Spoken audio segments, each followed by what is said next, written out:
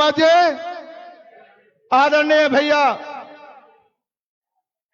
बाला बच्चन जी, मंच पे विराजमान आदरणीय हमारे साथी फौल सिंह बरैया जी और भारत के मीडिया में अपनी बात रखने वाले भारत के कांग्रेस के हमारे प्रवक्ता सुप्रिया नेत साहब, मंच पे विराजमान आदिवासी कांग्रेस के राष्ट्रीय अध्यक्ष विक्रांत भौरिया साहब, मंच पे विराजमान सांसद अशोक सिंह जी, मंच पे विराजमान हमारे सभी विधायकगण, जिला कांग्रेस के सभी अध्यक्षगण, महिला कांग्रेस के सभी पदाधिकारीगण, युवा कांग्रेस, एनएसयूआई, किसान कांग्रेस, सेवा दल, हमारे सभी मोर्चा प्रकोष्ठ के साथियों, हमारे उपस्थित सभी विधायक और गांव-गांव से आए हुए जाबाज, ये चंबल शेर के हमारे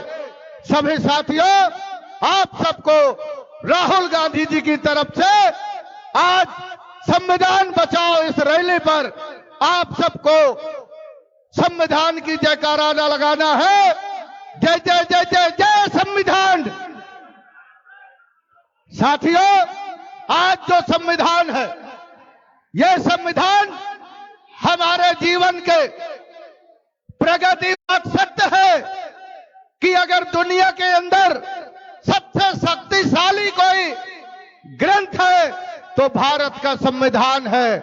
आज मैं कहना, भारतीय राष्ट्रीय कांग्रेस ने दिया, प्रधानमंत्री बना है, यह भारत की संविधान का हक है, नहीं तो मोदी आपको कहीं दूर दूर तक कोई आने नहीं देते। आज को मौका अगर मिला है तो ये संविधान ने दिया है, और आज हमारे संविधान का सबसे बड़ा ताकत है मेरे भाइयों, वो कांग्रेस का शब्द है, वो है हम शब्द हमारे देश की प्रगति उन्नति के रास्ते पर हमको ऊंचाइयों तक जाने का अवसर दिया है। अगर आज मोदी जाकर के अमेरिका, रूस, फ्रांस, इटली, जर्मनी में बात करता है तो भारत की संविधान की ताकत है, मोदी का कोई ताकत नहीं है। पर मोदी भूल जाता है, वहां जाकर के मैं करता है। आपको मैं बताना चाहता हूं, संविधान कहां खतरे में है? मोदी और अमित शाह और भाजपा ये मैं कर रहे हैं, और कांग्रेस हम कह रहा है। हमको इस ताकत को पहचानना है। जिस दिन भारत से हम शब्द का नुकसान होगा, भारत खतरे में जाएगा।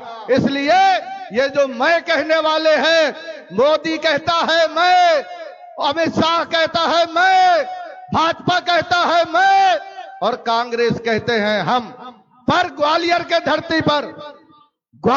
धरती पर हमारे नेता, प्रभारी और अध्यक्ष जी हमारे उपस्थित हैं। साथियों, ये सिर्फ भाषणबाजी से या हमारे इस तरह के प्रयास से एक प्रदर्शन होगा, पर भाजपा से लड़ने के लिए एक एक कार्यकर्ता को मैदान में आना पड़ेगा, एक एक कार्यकर्ता का सम्मान करना पड़ेगा।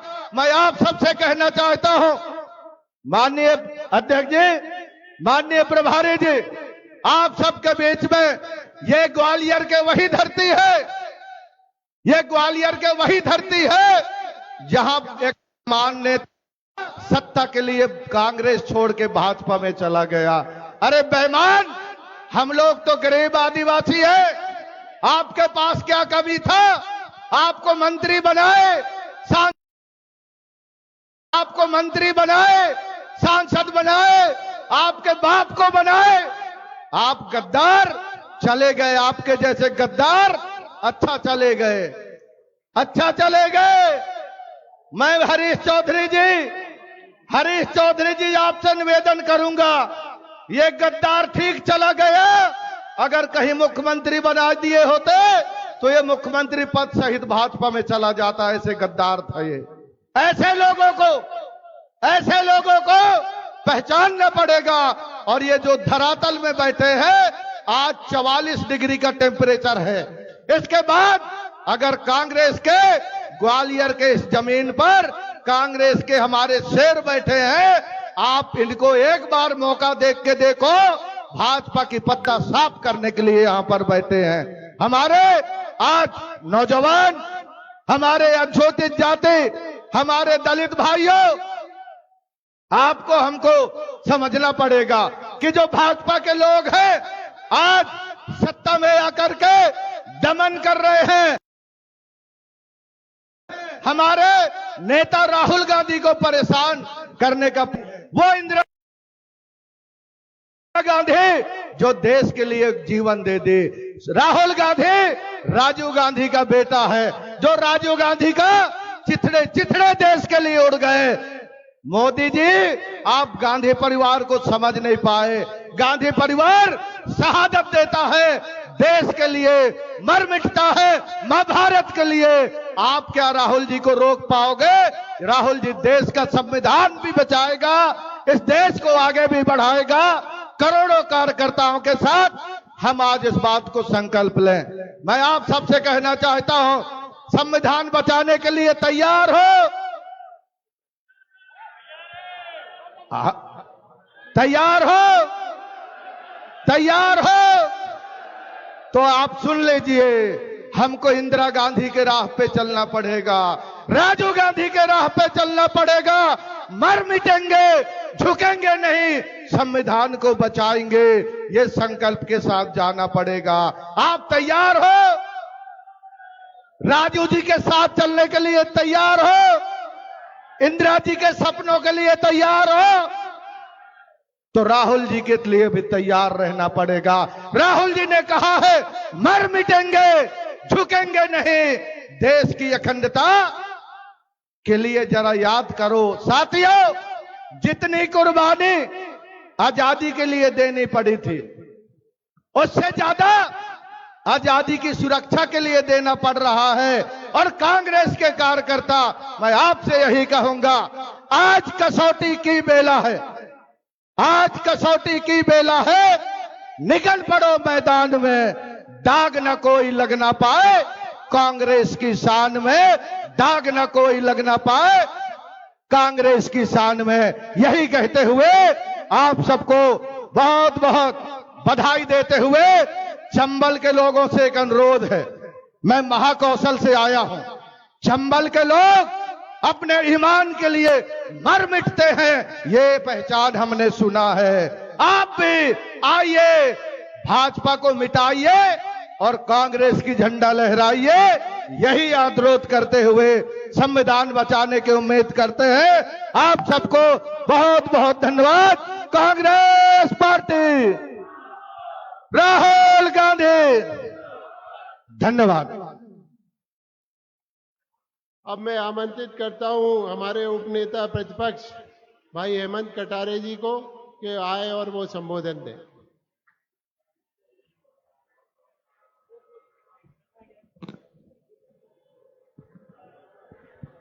काफी गर्मी में आप लोग जूझ करके आए, कोशिश करूंगा अपनी बात जल्द से जल्द समाप्त करूं। कांग्रेस का नारा है गरीबी देश से मिटाओ, कांग्रेस का नारा है बेरोजगारी मिटाओ, कांग्रेस का नारा है भुखमरी मिटाओ, कांग्रेस का नारा है अपराध मिटाओ, कांग्रेस का नारा है जो ये गरीबी और अमीरी का अंतर है इसको मिटाओ। वहीं दूसरी ओर भारतीय जनता पार्टी है और भारतीय जनता पार्टी का नारा है संविधान मिटाओ। और संविधान मिटाओ के साथ साथ ये इस बात को कहने में चूकते नहीं है कि कांग्रेस मिटाओ।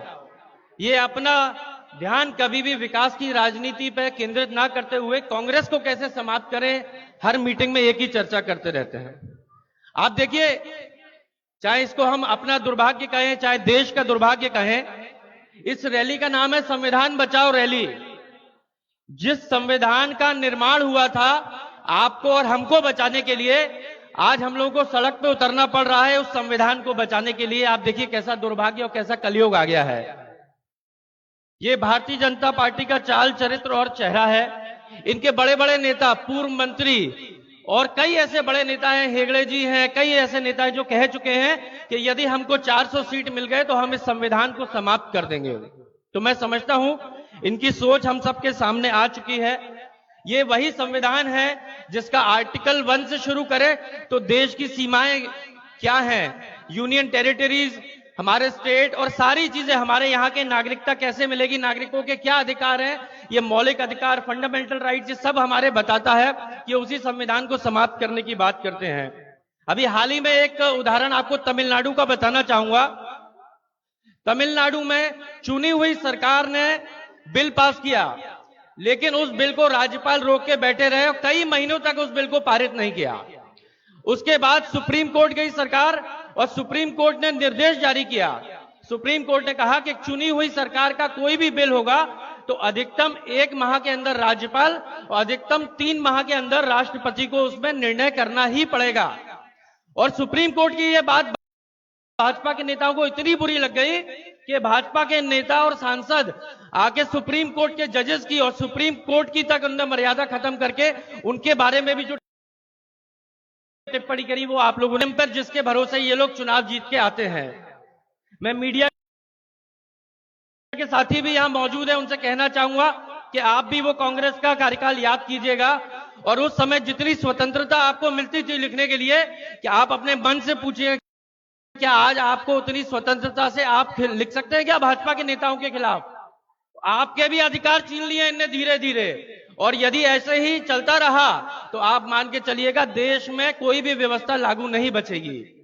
मैं अंत में 2 बातें और कह के अपनी बात को समाप्त करूंगा कि 2 ही बड़ी पार्टी हैं हमारे देश में, एक कांग्रेस है, एक बीजेपी। और जब भी कोई नेता चुनते हैं तो जनता आशा करती है कि ये नेता बनने के बाद हमारे मन की बात सुनेंगे। तो एक तरफ है नरेंद्र मोदी जी जो ना मीडिया से बात करते हैं और हर सप्ताह 15 दिन में आके एक पकाऊ 1 घंटे का भाषण देते हैं, अपनी मन की बात कहते हैं और जनता के मन की नहीं सुनते। दूसरी तरफ हमारे नेता है राहुल गांधी जी, जिन्होंने कन्याकुमारी से लेकर कश्मीर तक यात्रा करी और एक एक गरीब व्यक्ति से, एक एक महिला, एक एक युवा से उसकी सीधे मन की बात सुनी और उनकी लोकप्रियता से घबरा करके इन्होंने उनके पीछे ईडी लगा दी। और तो और हमारी नेत्री सोनिया गांधी जी जिनकी उम्र 80 साल है, उनको तक इन लोगों ने झूठा प्रकरण लगाने से नहीं सोचा। मेरे को तो लगता है, मैं इसको इस बात को कहने में संकोच नहीं है कि भारतीय जनता पार्टी में अब मर्द नेताओं की गिनती खत्म हो चुकी है, क्योंकि बुजुर्ग महिलाओं पे 80-80 साल की महिलाओं पे तक केस लगवाने से नहीं चूकते हैं। शर्म करो भाजपा वालों। बस आखिरी बात आपसे यही निवेदन करूंगा कि ये जो उद्देश्य है हमारी रैली का, इसको समझना महत्वपूर्ण है। इस संविधान को यदि हमने नहीं बचाया तो आप विश्वास कीजिएगा आने वाले समय में हमारा जीना मुश्किल हो जाएगा। ये जो सांसें भी हम ले रहे हैं तो कहीं ना कहीं वो संविधान की देन है। मैं आप सबसे हाथ जोड़ के अनुरोध करूंगा कि हमारे खड़गे जी हैं, राष्ट्रीय अध्यक्ष आदरणीय राहुल जी, और हमारे प्रभारी जो सभी नेता जो यहाँ हैं, आप उनकी बात को ध्यानपूर्वक सुनिए और इस लड़ाई में कंधे से कंधा मिलाकर के हमारा साथ दीजिए। बहुत बहुत धन्यवाद, प्रणाम।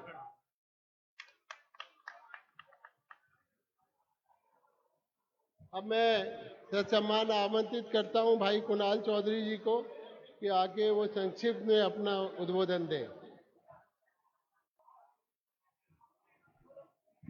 परम सम्मानित मंच के सामने मौजूद कांग्रेस की रीढ़ की हड्डी और इस संविधान के रक्षकों को प्रणाम करता हुआ आप सबको नमन करता हूं, और मंच पे मौजूद माननीय प्रदेश अध्यक्ष जी, प्रभारी जी, नेता प्रतिपक्ष जी और सभी नेताओं को, पूर्व मुख्यमंत्री माननीय दिग्विजय सिंह जी और सभी नेताओं को प्रणाम करते हुए चंद लाइनों से कहूंगा कि जलते घर को देखने वालों, जलते घर को देखने वालों, फूस का छप्पर आपका है, आपके पीछे तेज हवा है आपका है, आगे नंबर आपका है। मैं इस बात को इसलिए कह रहा हूं क्योंकि जिस तरह के हालात इस देश के अंदर है, हम सब के नेता माननीय राहुल गांधी जी और खड़गे साहब पूरी ताकत के साथ इस देश के उस संविधान को जिसे बाबा साहब अंबेडकर, महात्मा गांधी, पंडित जवाहरलाल नेहरू जैसे नेताओं ने बनाया, इस देश के अंदर लोगों को अधिकार देने का काम किया। मैं ज्यादा बातें तो नहीं करूंगा, पर मैं आपसे निवेदन करूंगा, एकत्रित होकर जिस पे हम ना हो, ताकत के साथ एकत्रित होकर पूरी मजबूती के साथ के अंदर हम सबको मिलकर इस संविधान के लिए लड़ना होगा। इस देश को, संविधान को खत्म करने के लिए एक बड़ी साजिश चली जा रही है। रोज भारतीय जनता पार्टी वाले लोग एक कोशिश कर रहे हैं कि कैसे इस देश के संविधान को खत्म करके, कैसे इस देश के लोकतंत्र को खत्म करके, कैसे इस देश के लोगों के मौलिक अधिकारों को खत्म करके आप सबके मूल मुद्दों से राजनीति हटाई जाए। ज्यादा बातें करने के लिए हम सबके वरिष्ठ नेता है। मैं चंद लाइनों से बस यही कहना चाहूंगा कि ख्वाहिशों से नहीं गिरते फूल झोली में, वक्त की साख को हिलाना होगा। कुछ नहीं होगा अंधेरों को गालियां देने से, इस देश में संविधान का झंडा ताकत के साथ उठाना होगा।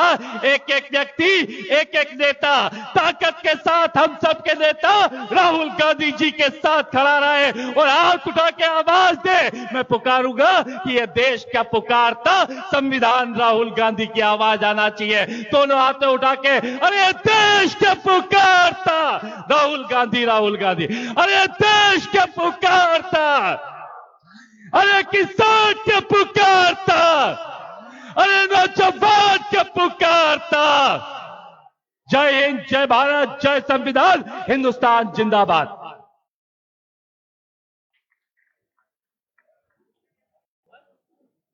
मैं आमंत्रित करना चाहूंगा मुरैना के विधायक भाई दिनेश गुर्जर जी, वो आके अपना संबोधन दें।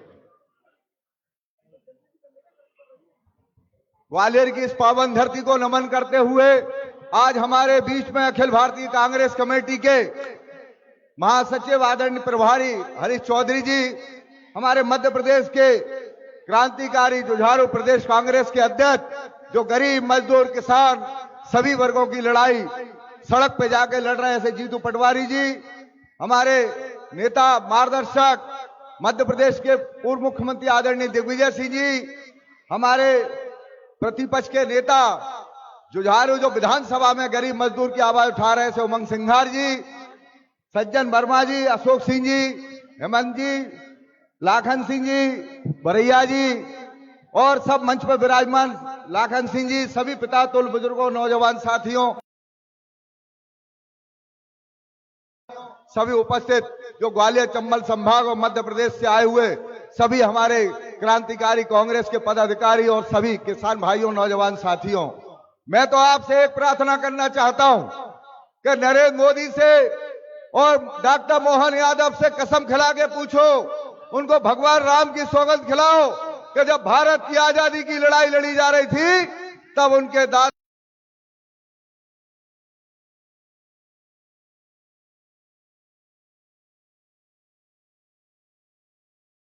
मौसा, फूफा, जीजा ने किसी ने कुर्बानी दी हो, कोई त्याग बलिदान दिया हो, तो उनसे भगवान राम की कसम खिलवाएं। और हम बताते हैं, हमारे नेता आदरणीय राहुल गांधी, प्रियंका गांधी की दादी ने, उनके पिता ने देश के लिए, एकता अखंडता के लिए, भारत के नव निर्माण के लिए अपने प्राणों का न्यौछावर किया। ऐसे नेताओं के, हमारे नेता राहुल गांधी, प्रियंका गांधी हैं। हमारा चरित्र चेहरा देश की आजादी से लेकर भारत के निर्माण में रहा है, पालन किया है। जब जब मध्य प्रदेश पे या देश पे अनुसूचित जाति के भाइयों के साथ, पिछड़े वर्ग के भाइयों के साथ, किसान नौजवानों के साथ जुल्म अत्याचार हुआ है, तब इस मध्य प्रदेश कांग्रेस ने और देश की कांग्रेस ने उनके मान सम्मान अधिकार की लड़ाई लड़ी है। आज ऐसे लोग सरकारी जितनी भी मंशूरी है उसका दुरुपयोग कर रहा है। और एक बात कहना चाहता हूं, भारतीय जनता पार्टी भ्रम फैला रही है कि बाबा साहब का जो संविधान है वो अनुसूचित जाति के लिए है। मैं कहना चाहता हूं सभी जाति के लिए संविधान है, लोकतंत्र है। इसकी हत्या भारतीय जनता पार्टी की केंद्र की और प्रदेश की सरकार करना चाहती है। इसलिए इसके भ्रम में ना आए, सामान्य वर्ग के लोगों को गुमराह किया जा रहा है। कांग्रेस पार्टी तो अनुसूचित जाति के अकेले की लड़ाई लड़ रही है। कांग्रेस पार्टी अनुसूचित जाति की तो लड़ाई लड़ेगी ही लड़ेगी, सभी वर्गों के मान सम्मान अधिकार की लड़ाई लड़ेगी। मुझे बोलने का अवसर दिया, बहुत बहुत धन्यवाद।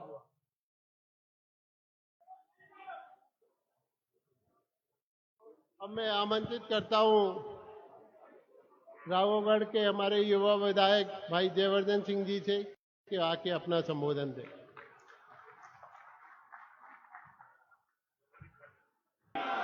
Congress party, Congress party, Rahul Gandhi, Rahul Gandhi, Rahul Gandhi. आज हमारे ग्वालियर में संविधान बचाओ की इस सभा में मैं सबसे पहले हमारे देश के पिता महात्मा गांधी जी को प्रणाम करता हूं। मैं हमारे संविधान को प्रणाम करता हूं। मैं बाबा साहब भीमराव अंबेडकर जी को प्रणाम करता हूं। मैं पंडित नेहरू जी को प्रणाम करता हूं। मैं परम पूज्य सरदार वल्लभ भाई पटेल जी को प्रणाम करता हूं। मैं आप सबको प्रणाम करता हूं।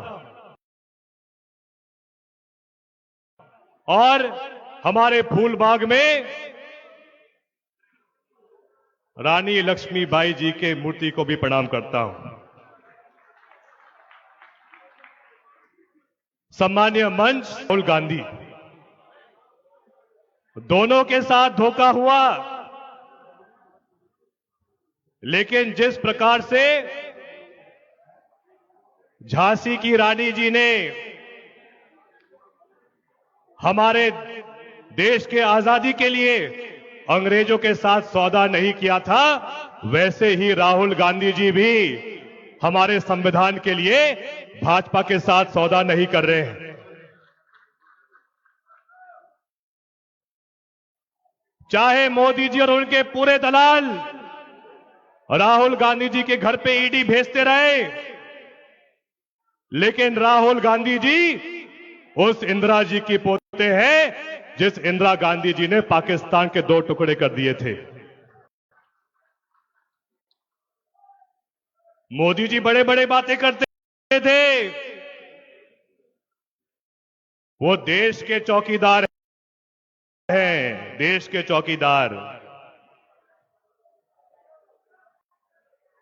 लेकिन जो व्यक्ति बेकसूर लोगों के घर पे ईडी भेजता है, फिर वो अपने ही जाल में फंस जाता है।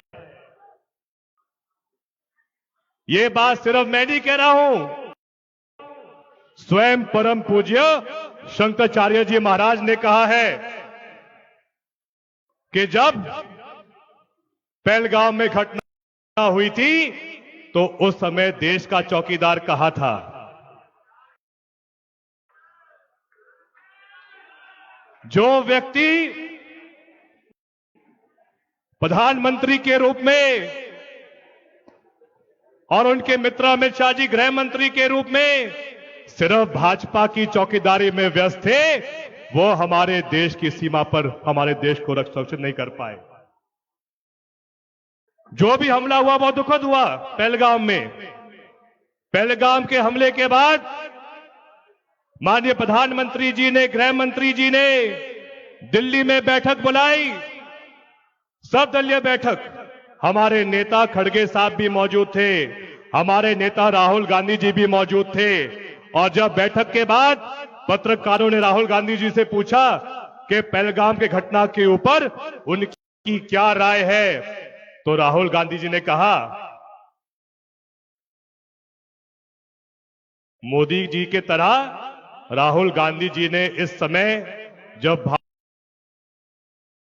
भारत में एक जो जी ने कहा कि जो भी निर्णय केंद्र सरकार लेगी, पूरी कांग्रेस पार्टी इस संकट के समय केंद्र सरकार के साथ खड़ी है। ये अंतर है मोदी जी और राहुल गांधी जी में। मैं आपसे कहना चाहता हूं, हमारे देश का वो संविधान है जिसका निर्माण हुआ है हर एक उस व्यक्ति के लिए, हर एक उस गरीब व्यक्ति के लिए, हर एक उस शोषित परिवार के लिए जिसकी शायद आवाज शासन के बड़े बड़े मंत्री या शासन के बड़े बड़े अधिकारी तक नहीं पहुंच पाती है। चाहे पुलिस हो, चाहे ईडी हो, चाहे इनकम टैक्स हो, एक एक सरकारी एजेंसी निर्मित हुई थी कांग्रेस सरकार के समय आम जनता के संरक्षण के लिए। लेकिन यही भाजपा सरकार ने एक एक सरकारी एजेंसी को खुद के स्वयं के घर की एजेंसी बनाकर जो भी भाजपा के विरोधी है उन पर उनका दुरुपयोग कर रहे हैं। हम बात करें हमारी सेना की, तो मैं हम सबके नेता हरीश चौधरी जी से अर्ज करना चाहता हूं कि हमारा ग्वालियर चंबल का तो वो क्षेत्र है जिस चंबल और ग्वालियर क्षेत्र से सबसे अधिक युवा हमारी देश की सीमा पे रक्षा करने के लिए जाते हैं। लेकिन आज अगर सबसे बड़ी पीड़ा भी है तो हमारे चंबल और ग्वालियर के उन युवाओं को है जो अग्निवीर योजना के बाद पीड़ित हो गए हैं, परेशान हो गए हैं। एक तरफ कांग्रेस पार्टी है, एक तरफ के एक एक सैनिक जो पूरे देश भर से अपने परिवार को त्याग करके देश की सीमा पर रहता था, उसको तो कांग्रेस सरकारों ने अपने जीवन भर के लिए आश्वासन दिया था कि सरकार आपका सहयोग करेगी। और एक तरफ भाजपा की मोदी सरकार है जिसने पूरी नियम को चेंज करके, संशोधन करके अग्निवीर योजना ले आए कि 4 या 8 साल सेवा करो, उसके बाद जैसा कैलाश विजयवर्गीय कहते थे कि कोई जो सरकारी जो कोई सिक्योरिटी कंपनी है भाजपा के कार्यालय में, वहां आपको उसके बाद नौकरी दे देंगे। ये भाजपा की हल्की सोच है कांग्रेस के तुलना में। कल परसों ही अखबार में खबर आई है कि जब से सीमा पर सैनिकों की 30% गिरावट हो गई है। यह स्थिति वर्तमान में हमारे भारत की है। हमारा संविधान वो संविधान है जो कांग्रेस पार्टी ने जनजाति के परिवार को पट्टे का अधिकार दिया था, जमीन दी गई थी। लेकिन क्या ऐसी योजनाएं कभी भाजपा सरकार ने दी थी? क्या कभी नहीं दी। हमारी वो कांग्रेस सरकार रही है जिसने सदैव पिछड़ा वर्ग का संरक्षण किया है। आखिर आप सब याद करो, वो कौन से मुख्यमंत्री थे जिन्होंने पिछड़ा वर्ग के लिए 27% आरक्षण दिया था? वो कांग्रेस के कमलनाथ जी थे। लेकिन जैसे ही सत्ता परिवर्तन हुआ तो पिछले 4 साल में 27% एक शिक्षित युवा जिसने सरकारी परीक्षा दी थी उसको आज दिन तक भर्ती नहीं मिल पाई है, क्योंकि आज भी 27% आरक्षण का मामला कोर्ट पे अटका पड़ा है। ये असली चेहरा भाजपा सरकार का है। मैं अंत में कहना चाहूंगा, हमारा संविधान अनुसूचित जाति साथ साथ समान वर्ग के लिए भी है। यहाँ पे अनेकों सरपंच पधारे हैं, अनेकों जनपद अध्यक्ष पधारे हैं, अनेकों जिला पंचायत अध्यक्ष पधारे हैं। आप मुझे बताइए वो कौन सी सरकार थी जिसने पंचायती राज को बढ़ावा दिया था? वो कौन से प्रधानमंत्री थे जिन्होंने पंचायती राज को स्थापित किया था? वो राजीव गांधी थे जिन्होंने इस देश के हर एक गांव को स्वयं अपने गांव में क्या विकास करना था उसका अधिकार दिया था। और ये जो हमारे वर्तमान के प्रधानमंत्री हैं, जो जो अधिकार सरपंचों के पास था, जनपद अध्यक्ष के पास था, जिला पंचायत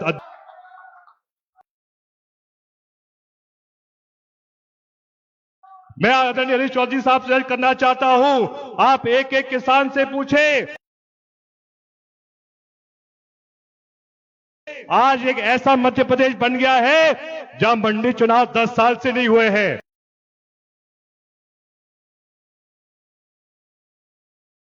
कांग्रेस पार्टी ने, हमारे देश के संविधान ने हमारे प्रदेश को, हमारे संविधान ने इस देश को ऐसा संविधान दिया था जिसके माध्यम से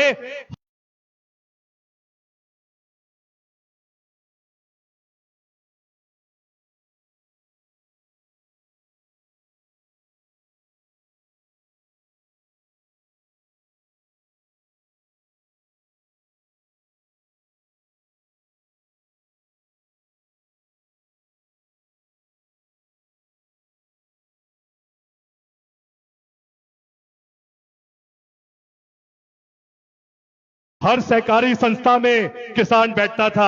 और आप हैं सहकारिता विभाग के, बताइए मुझे क्या चुनाव हुए हैं मंडी के?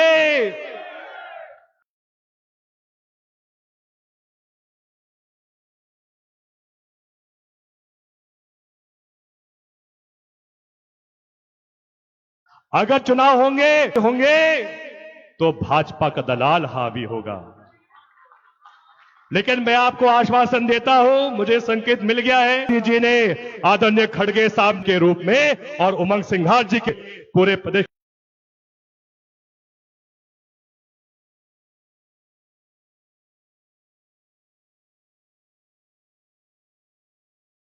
की जनता के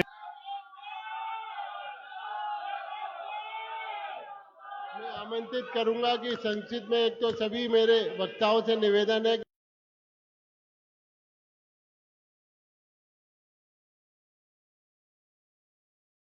कि सम्मानित मंच और 2 मिनट में अपना संबोधन खत्म करेंगे भाई लाखन सिंह जी और उसके भाई विक्रांत भूरिया जी।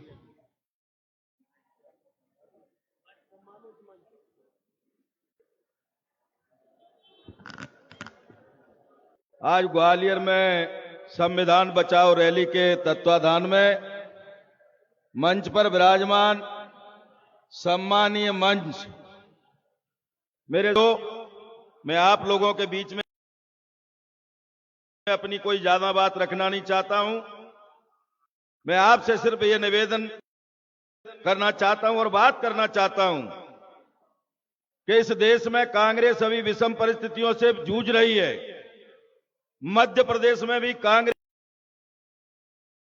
विषम पर सभी जाबाज साथी जो साथी हमें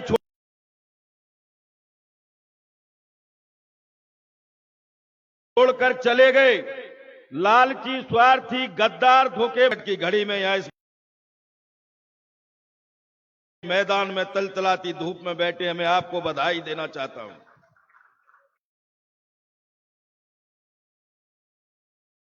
साथियों, आपको बधाई इस बात की देना चाहता हूं कि वाकई अगर आपकी रगों में कांग्रेस का खून है, कांग्रेस के प्रति आपकी यदि आस्था है, तो साथियों मैं आपसे यह कहना चाहता हूं कि गद्दार तो भाग गए, आज जो खुददार लोग हैं वो यहां बैठे हुए हैं। मैं आपसे यह निवेदन करना चाहता हूं साथियों, यदि आप सच्चे मन से कांग्रेस के सिपाही हैं, कांग्रेस को मजबूत करना चाहते हैं, और यह भी सत्य है कि यह कांग्रेस को मजबूत करने का दारोमदार आपके ऊपर है, और यदि आप लोग आज इस मंच से लेकर जाएं कि हम यदि सच्चे कांग्रेस के सिपाही हैं, तो मैं जानता हूं कि हम लोग किसान हैं।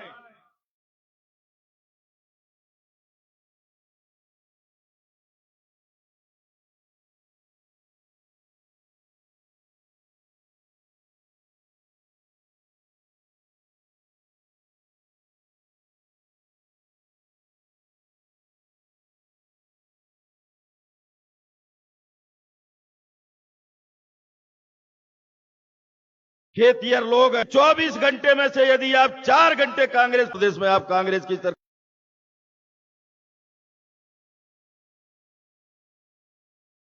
बना पाएंगे। आप सबका बहुत बहुत धन्यवाद।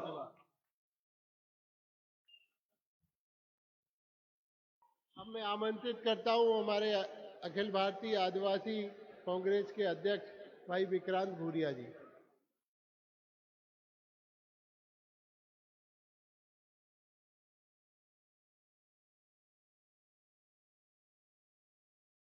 चाहता हूं भाजपा आरएसएस को ठोकने के लिए 2 मिनट काफी है हमारे लिए। क्योंकि हम गांधी जी के लोग हैं, सच बोलते हैं। जय बापू लड़ाई लड़ते हैं, डंके की चोट पर लड़ाई लड़ते हैं। और जैसा राहुल गांधी जी कहते हैं कि राहुल गांधी जी के हम क्या हैं, बब्बर शेर हैं। क्या है? तो भाजपा का एजेंट है, जरा देख लेना।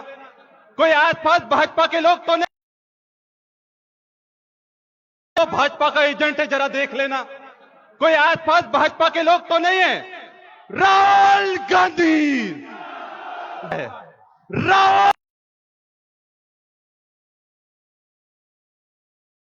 राहुल गांधी, राहुल गांधी लड़ेंगे। मुरैना में एक दलित को गोली मार दी गई। आज वीडी शर्मा ये कहता है, जो भाजपा का अध्यक्ष है, वो कहता है अरे संविधान कहां खतरे में। अरे जिस देश में अगर एक दलित डीजे बजाता है उसको गोली मार देते हैं, तो क्या संविधान खतरे में नहीं है? जिस देश में नेता प्रतिपक्ष को अगर संविधान खतरे में नहीं है, जिस देश में नेता प्रतिपक्ष को अगर मंदिर में जाता है आदिवासी बहनों के साथ जो नाबालिग थी उनके साथ बलात्कार होता है, तो क्या संविधान खतरे में है कि नहीं है? कितने लोगों को लगता है, जिनको अभी भी नहीं लगता है कि यह भाजपा अगर अब संविधान खत्म नहीं करेगी तो आप लोगों को इस देश में रहने का कोई अधिकार नहीं है। और इसलिए हकीकत में बोल रहा हूं और एक नारा जोरदार लगाओ, संविधान की रक्षा कौन करेगा? अरे संविधान की रक्षा कौन करेगा? अरे कमजोर की रक्षा कौन करेगा? अरे इस देश की रक्षा कौन करेगा?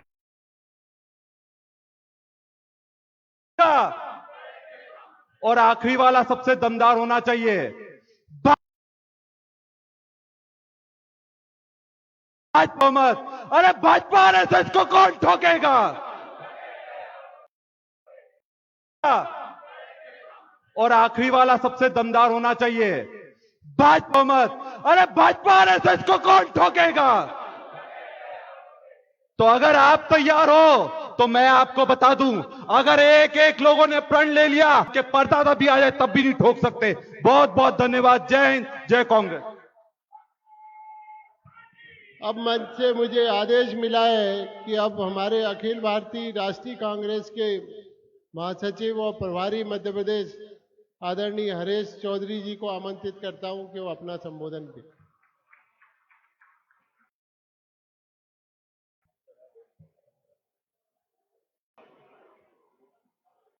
इस मकसद से आज मध्य प्रदेश में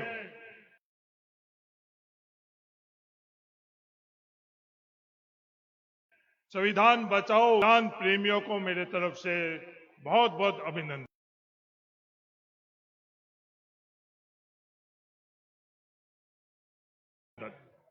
सम्मानित मंच ने आज संविधान बचाओ रैली के संदर्भ में फैसला लिया है कि पूरे देश में हम लोग हर प्रदेश में आयोजन करेंगे। तो आज सिर्फ और सिर्फ हम लोगों को संविधान के संदर्भ में ही बोलना चाहिए और संविधान के अपने अपने वार्ड और ग्राम पंचायत के अंदर जाना चाहिए। दूसरे मंच और आयोजन बहुत मिलते हैं।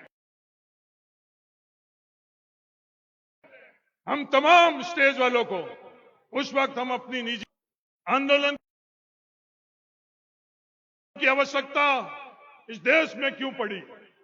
संविधान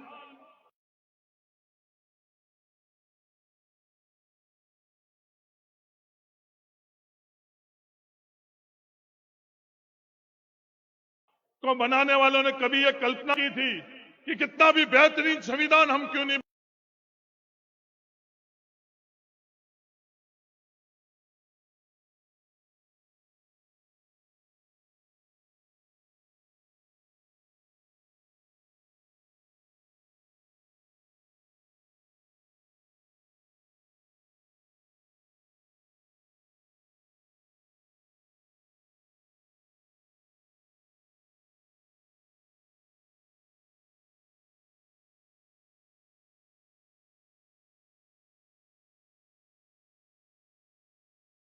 बना ले, पर अगर ये तो संविधान के मार्फत अपने आप ही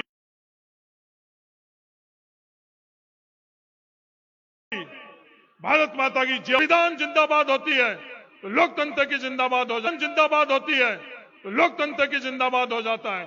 संविधान जिंदाबाद होता तो तमाम लोगों की जिंदाबाद अपने आप में हो जाती है, देश की हर नागरिक की जिंदाबाद हो जाती है।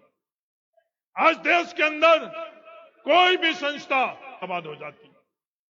आज देश के अंदर कोई भी संस्था जिसको निष्पक्ष होना चाहिए वो निष्पक्ष नहीं, जिसको निष्पक्ष होना चाहिए वो निष्पक्ष नहीं। बातें करना और व्यवहार के अंदर बहुत बड़ा अंतर हो गया। देश के उपराष्ट्रपति सवाल खड़ा करते हैं, क्या न्यायपालिका निष्पक्ष है? पर जब वो उस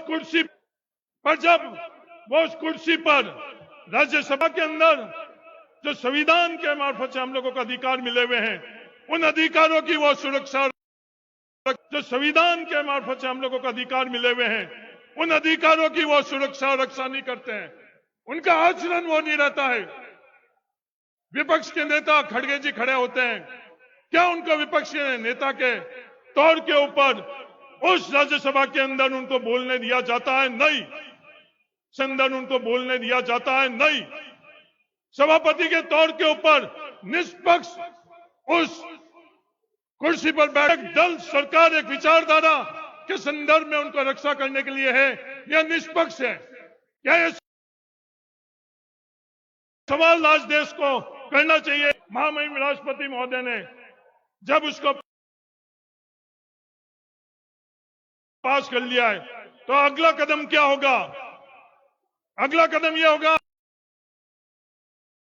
कि राष्ट्रपति अभिभाषण, जब राष्ट्रपति जी ने नई परंपरा की शुरुआत 11 वर्ष के अंदर हो गई है, तो आज हर दिशा के अंदर हम लोगों का फर्ज बनता है, एक नागरिक के तौर पर हम लोगों का फर्ज बनता है, कांग्रेस पार्टी के सदस्य के तौर पर हम लोगों का फर्ज बनता है, सबको संविधान की रक्षा हम लोगों को करनी है। इस बात का विवाद होता है कि कांग्रेस पार्टी दलितों के साथ खड़ी रहती है, आदिवासियों के साथ खड़ी रहती है, पिछड़ों के साथ। देखो 2023 के सबसे ज्यादा अगर एफआईआर किसी की दर्ज नहीं हुई है, वो दलित और आदिवासी की नहीं हुई है। ये रिपोर्ट है। 95% लोग जो गए हैं और उनकी एफआईआर दर्ज नहीं हुए, वो दलित और आदिवासी है।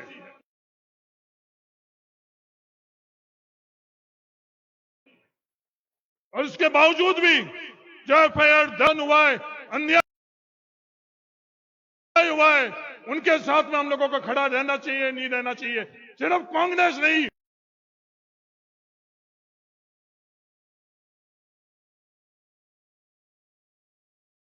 देश को खड़ा रहना चाहिए। लोगों के सामने होता है आज न्याय के लिए दर्द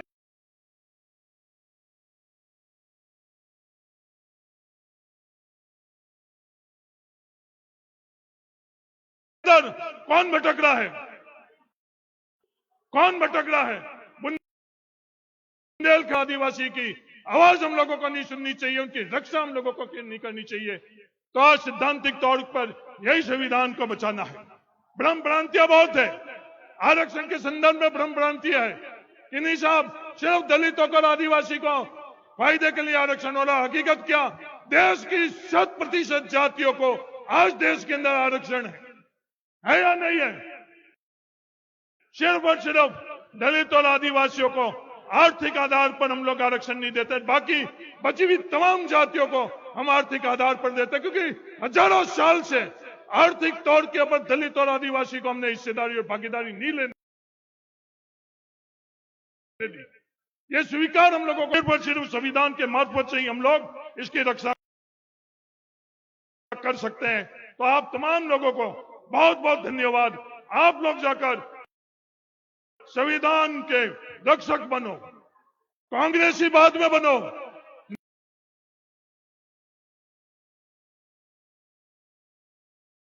नेताओं की जिंदाबाद बाद में करो, अपनी बात बाद में रखो। देश बच जाएगी, कांग्रेस बच जाएगी, तो जिन नेताओं की जिंदाबाद कर रहे हैं वो बच जाएंगे और आप बच जाओगे। इसलिए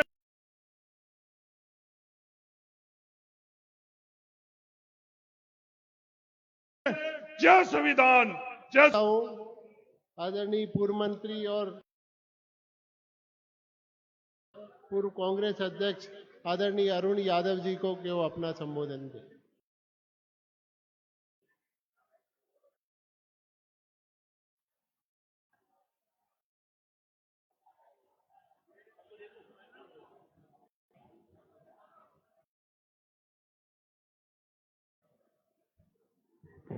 सम्मानित मंच, मुझे आदेश हुआ है कि मुझे बहुत संक्षिप्त में अपनी बात रखनी है और हम चाहते हैं कि हमारे बात विस्तार से सुने। चंबल की माटी को मैं प्रणाम करता हूं और बोलिए भारत माता की। देखो, जय जरा ऐसी बोलनी है कि दिल्ली में जो रंगा बिल्ला बैठे हैं ना, उनके कान तक आवाज आनी चाहिए। रंगा बिल्ला तो जानते हो आप लोग, कौन है रंगा बिल्ला?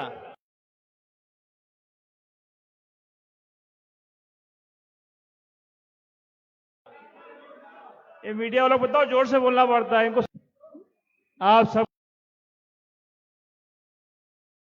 सबका बहुत बहुत स्वागत, अभिनंदन। जय भीम।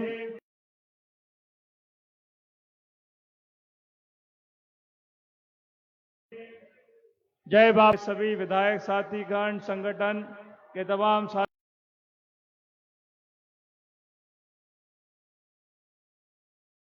नेता प्रतिपक्ष, अध्यक्ष जी, प्रभारी जी,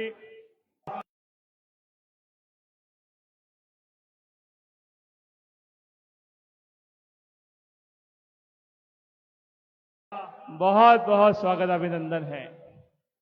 आज संविधान बचाओ का मामला क्यों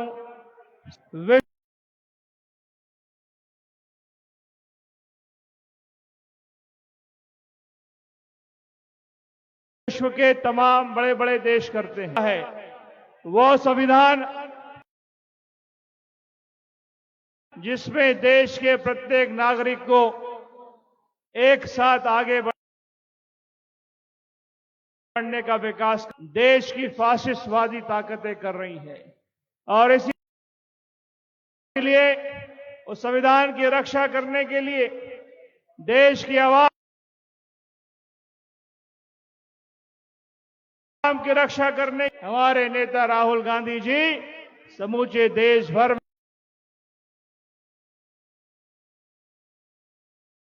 में एक बड़ा संघर्ष करने का जुम्मा लेकर देश भर में संविधान बचाने के लिए, और यहीं से मैं माटी हमारे चंबल के साथियों से आग्रह करना चाहूंगा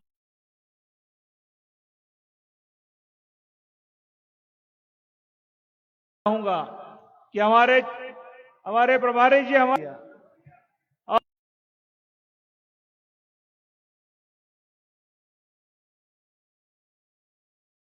और ये ऐसे वे लोग हैं हमारे चंबल के, अगर इन्होंने कोई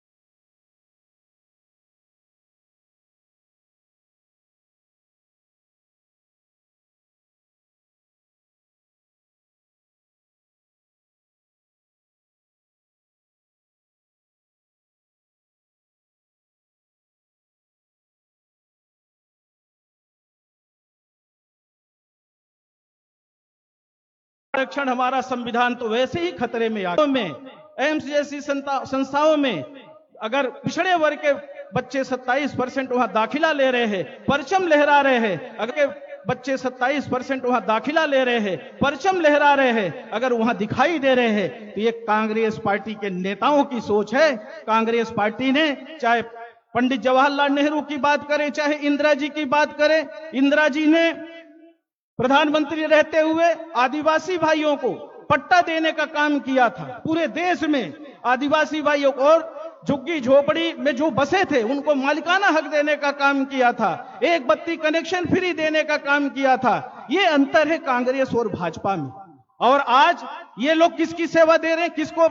72,000 करोड़ रुपए यूपीए गवर्नमेंट जब थी, यही सोनिया गांधी जी ने, मनमोहन सिंह ने किसानों का कर्जा माफ करने का काम किया था। और यही मोदी जी के सरकार में क्या हुआ? 16 लाख करोड़ रुपए किसका कर्जा माफ हुआ? 20-25 बड़े बड़े उद्योगपतियों का कर्जा माफ हुआ। ये हमें और आपको समझने की आवश्यकता है। आज हमारा दलित भाई परेशान है, पिछड़ा परेशान है, सभी वर्ग के लोग परेशान हैं। सबके मिले हुए अधिकार छीनने की कोशिश की जा रही है। आदरणीय राजीव गांधी जी ने 73वां 74वां संशोधन विधेयक लाकर निकाय चुनाव में, पंचायत चुनाव में आरक्षण देने का काम किया था। महिलाओं को 33% आरक्षण देने का काम किया था। पिछड़े वर्ग को 27% आरक्षण देने का काम किया था। पर भारतीय जनता पार्टी ने सभी आरक्षण को तहस नहस करने का काम किया। मध्य प्रदेश में 27% पिछड़ा वर्ग का आरक्षण कांग्रेस सरकार ने लागू किया था, उसको भी खत्म करने का काम अभी हाई कोर्ट से सुप्रीम कोर्ट में मामला पहुंच गया है। हमारी सरकार बदलते ही भारतीय जनता पार्टी के लोगों ने अच्छे से पैरवी नहीं की। कोर्ट कचहरी में भाजपा के नेताओं ने आवेदन लगा के हम पीपीएससी हो, जितनी भी परीक्षाएं होती हैं सब कैंसिल हो जाती है, भ्रष्टाचार की भेंट चढ़ जाती है, पेपर लीक्स हो जाते हैं। ये क्या हमारे संविधान का खतरा नहीं है? क्या ये हमारे अधिकारों से नहीं हो रही है? नहीं हो रही है?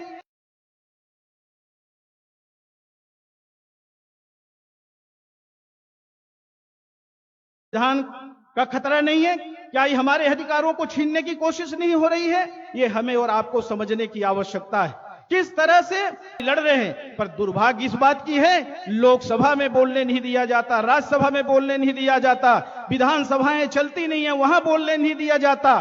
तो फिर जनता की आवाज विपक्ष के लोग, जनप्रतिनिधि उठाएं कहां?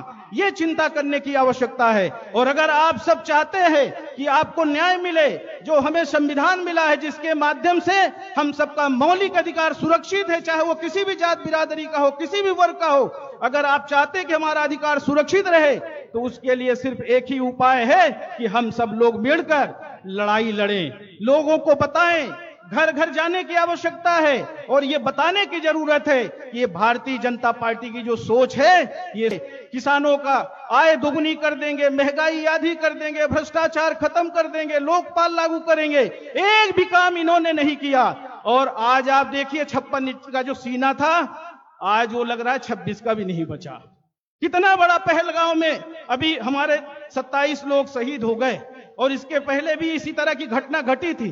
बड़ी बड़ी बातें करते थे, हमारे नेताओं को क्रिटिसाइज करते थे, उनके ऊपर आरोप प्रत्यारोप लगाते थे। पर दुर्भाग्य है, देश के प्रधानमंत्री कहां है पता नहीं है। रैली करने बिहार तो चले गए, पर वहां नहीं गए। पर हमारे नेता, हमें फक्र है कि हम कांग्रेस पार्टी के कार्यकर्ता हैं, कांग्रेस पार्टी के नेता हैं। हमारे देश के कांग्रेस पार्टी के नेताओं ने अगर देश में शहादत दी, एक अच्छा संविधान बना के दिया और देश की तरक्की में अहम भूमिका निभाई। और आज वही काम हमारे नेता राहुल गांधी जी कर रहे हैं, बिना डरे, चाहे उनको ईडी की नोटिस आ जाए। पर हमारे नेता, चाहे श्रीमती सोनिया गांधी जी हो, राहुल गांधी जी हो, आदरणीय प्रियंका जी हो, खड़गे जी हो, कांग्रेस का कोई भी नेता डरने वाला नहीं है, डर नहीं रहा है। आज भारतीय जनता पार्टी से लड़ रहा है और वही लड़ाई हम सबको भी लड़ने की आवश्यकता है। मुझे पता है कि जो मंच पे बहुत सारे लोग बैठे हैं, हम सब जो कार्यकर्ता हैं, हम सब भी इनसे कहीं न कहीं प्रताड़ित हैं।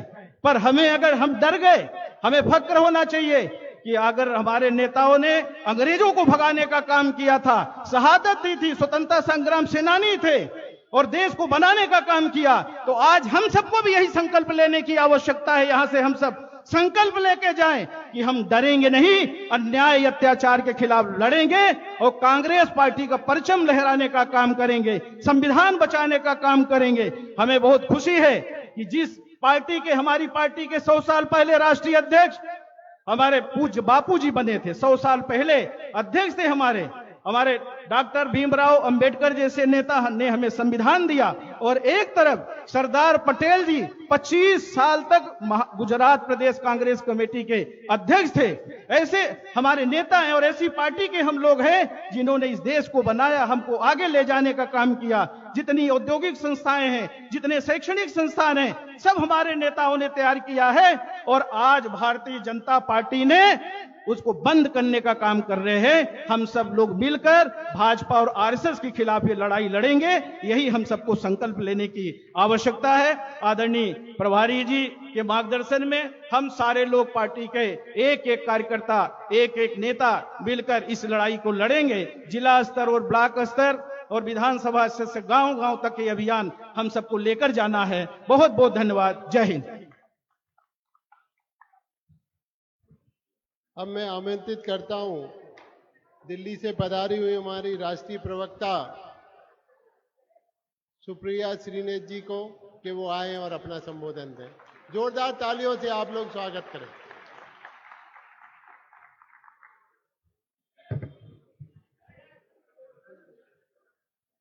परम सम्मानित मंच को और मेरे सामने बैठे हुए कांग्रेस के जुझारू कार्यकर्ता और जगह जगह से आए आप सब लोगों को सबसे पहले तो मेरा सादर प्रणाम। मैं अपनी बात पहलगाम में एक निर्मम आतंकी हमले में जो दिवंगत आत्माएं हैं उनको आप सबकी तरफ से, हम सबकी तरफ से श्रद्धांजलि देकर शुरू करना चाहती हूं। यह संविधान बचाओ रैली है, तो सवाल तो यह है कि संविधान है क्या और उसको बचाने की जरूरत क्यों है। संविधान कोई किताब नहीं है, संविधान कोई लिखे हुए दस्तावेज नहीं है, संविधान कुछ लोगों ने बैठकर एक मीटिंग में पन्ने छाप दिए वो नहीं है। इस देश का संविधान वो ताकत है जो आपको और इस देश के सबसे अमीर आदमी को एक लाइन में खड़ा कर देता है। इस देश का संविधान ग्वालियर में रिक्शा चलाने वाले व्यक्ति को और इस देश के प्रधानमंत्री को एक वोट देता है। इस देश का संविधान यहां बैठी महिलाओं को और पुरुषों को एक मानता है। इस देश का संविधान आप अगड़े हो, पिछड़े हो, आदिवासी हो, दलित हो, अल्पसंख्यक हो, आपको एक नजर से देखता है। और इसीलिए अगर संविधान पर प्रहार होगा तो उसका कुप्रभाव हम सब पर पड़ेगा, उसकी गाज हम सब पर गिरेगी। और इसीलिए संविधान को बचाना जरूरी है। संविधान वो ताकत है कि अगर आपके खिलाफ कोई अन्याय करता है तो आप संविधान के भरोसे पुलिस स्टेशन जाते हैं, आप संविधान के भरोसे कानून की लड़ाई लड़ते हैं, आप संविधान की दी हुई ताकत से सरकार को पलट देते हैं। आपको ये ताकत इस देश के संविधान ने दी है, अपनी ताकत को भूलिए मत। और इसीलिए उस ताकत को बचाना जरूरी है, इस संविधान को बचाना जरूरी है। संविधान खतरे में क्यों है? संविधान की ताकत है कि जो लोग 400 सीट आने पर संविधान बदलने का दंभ भरते थे चुनाव के पहले, आपके जैसे लोगों ने बीजेपी की नकेल कस दी, उनको 240 पर पटका। और असलियत यह है कि वो बैसाखी की सलवार सरकार चला रहे हैं। 400 का नारा देने वालों को 240 पर पटकना संविधान की ताकत से हुआ है। इस देश ने दिखा दिया कि कोई भी अगर संविधान को खतरे में डालेगा, कोई भी अगर संविधान को बदलने की बात करेगा तो हम उसकी नकेल कसेंगे, हम उसको बदलेंगे, हम उसको सबक सिखाएंगे।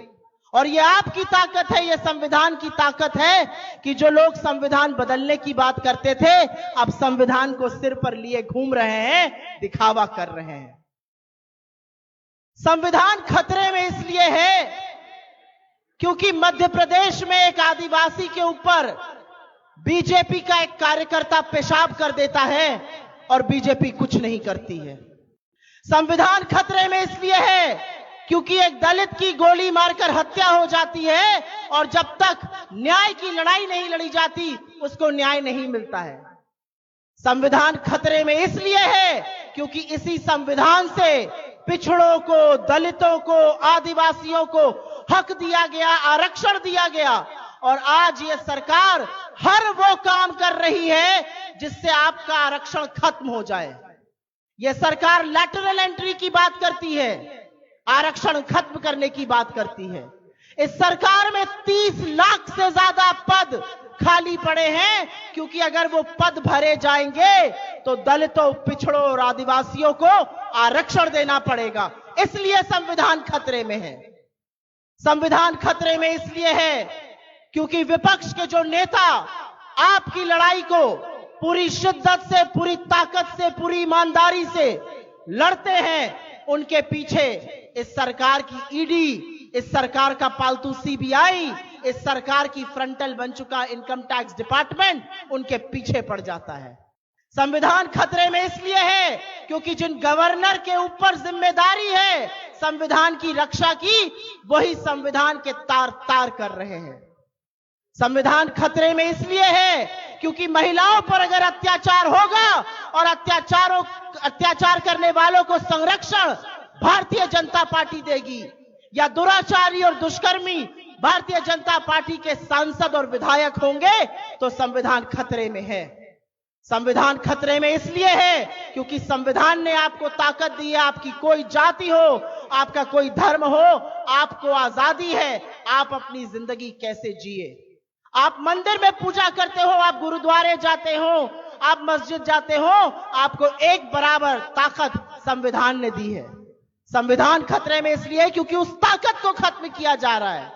ऐसे ऐसे कानून बनाए जा रहे हैं जिससे इस देश में नफरत की आंधी को फैलाया जा सके, इसलिए संविधान खतरे में है। संविधान खतरे में इसलिए है क्योंकि जिन लोगों ने बाबा साहब की पुतले जलाए, जिसने संविधान की प्रतियां जलाई, आज उन्हीं की औलादें सरकार में बैठी हैं। संविधान खतरे में है क्योंकि यह सरकार आपके बच्चों के भविष्य की चिंता नहीं करती है। आप कहते हैं हमारे बच्चे बेरोजगार हैं तो मोदी जी कहते हैं पकौड़ा तल लो। आप कहते हैं हमारे बच्चों के पेपर लीक हो गए तो कहा जाता है परचून की दुकान खोल लो। अपने बच्चों को ये सारे के सारे बीजेपी के नेता अमेरिका और इंग्लैंड और ऑस्ट्रेलिया और सिंगापुर की बड़ी बड़ी यूनिवर्सिटीज में पढ़ाते हैं, आपके बच्चों को बेरोजगार रखते हैं। आपके बच्चों को बेरोजगार रखते हैं, आपके बच्चों से दरिया बिछवाते हैं, आपके बच्चों को धर्म रक्षक बनवाते हैं और अपने बच्चों को अमेरिका की बड़ी बड़ी कंपनियों में सेट करते हैं। अपने बच्चों को बीसीसीआई का अध्यक्ष बनाते हैं और आपके बच्चों को बेरोजगार रखते हैं। इसलिए संविधान खतरे में है।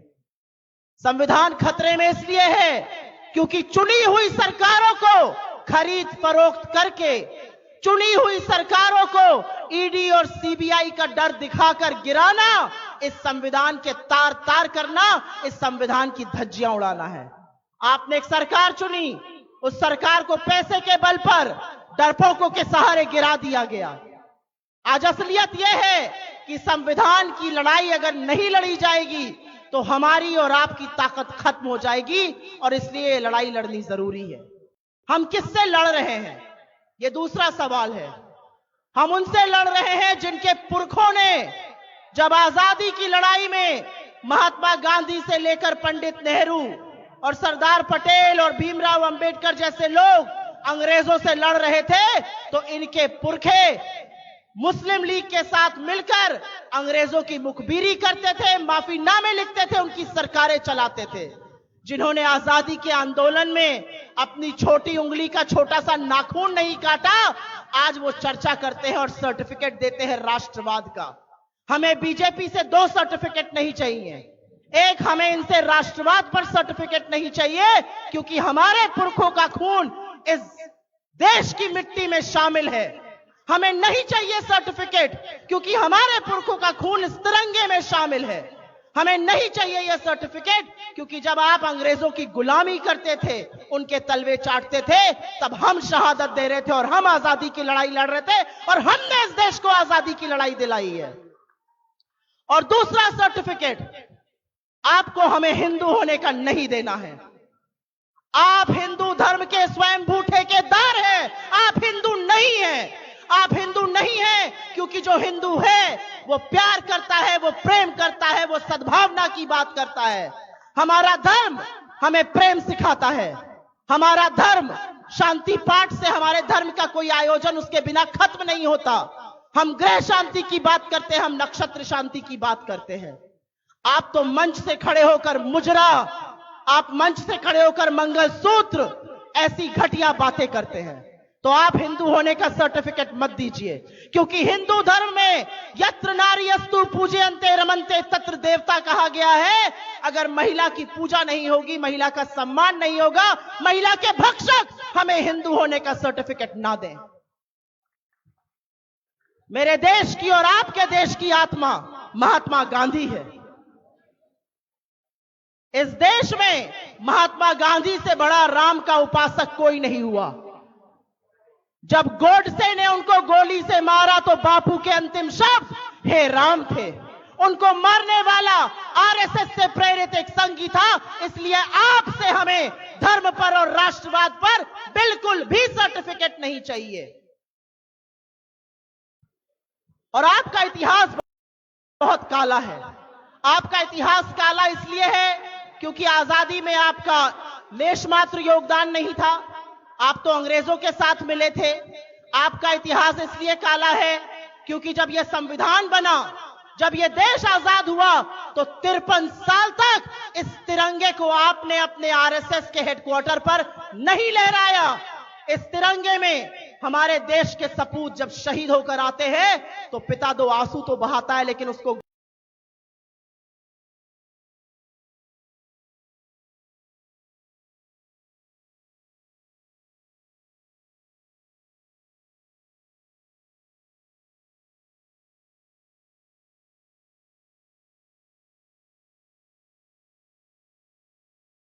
गर्व होता है कि मां भारती पर मेरा सपूत तक बहिष्कार किया। आपके गुरु ने, आपके श्यामा प्रसाद मुखर्जी ने बाबा साहब से लेके आजादी के 20 के चुनाव के पहले बीजेपी के तमाम सांसद, उनके तमाम मंत्री, उनके तमाम प्रत्याशी क्या कहते थे? 400 सीट दे दो, संविधान बदल देंगे। और तब ये देश और आप जैसे लोग जाग उठे और आपने इनको बैसाखियों के सहारे कर दिया। और इसीलिए इस संविधान की रक्षा अगर अपने प्राणों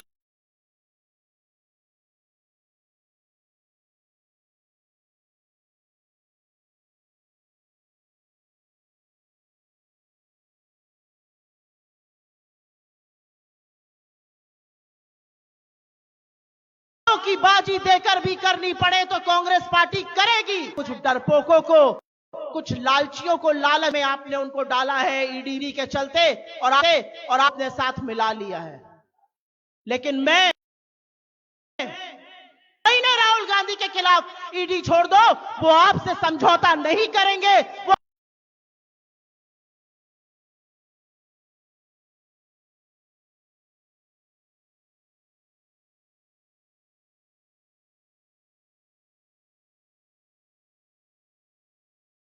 आपकी आंख से लड़ाई करेंगे।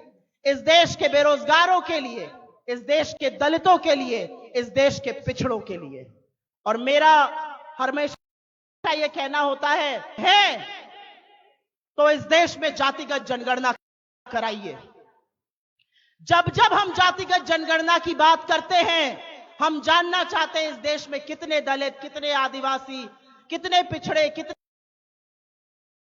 अल्पसंख्यक, कितने गरीब सामान्य वर्ग के लोग किन किन पदों पर बैठे हैं।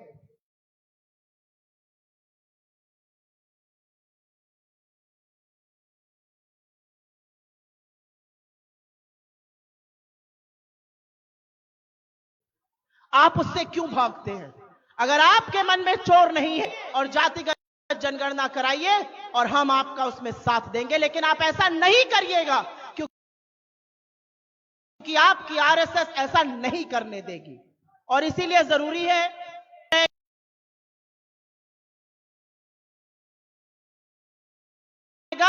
तो गरीब और गरीब होता जाएगा। अगर यह संविधान नहीं रहेगा तो आपके वोट के अधिकार का कोई मतलब नहीं रहेगा। अगर यह संविधान नहीं रहेगा तो अभिव्यक्ति की आजादी नहीं रहेगी। अगर यह संविधान नहीं रहेगा तो आपके मौलिक अधिकार छिन जाएंगे। अगर यह संविधान नहीं रहेगा तो आप अन्याय के खिलाफ आवाज मुहिम है जिसमें पूरा देश हमारे साथ है,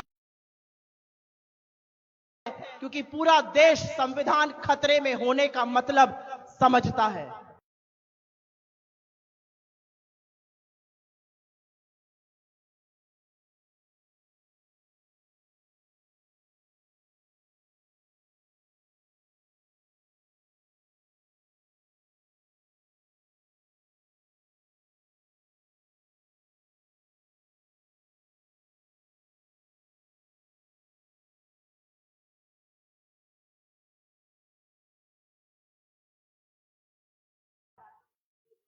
ये मुश्किल की राजनीति करना और भी मुश्किल है, याद रखिएगा। और दिनकर की ये लाइन कहकर अपनी बात समाप्त करती हूं। ये विपत्ति का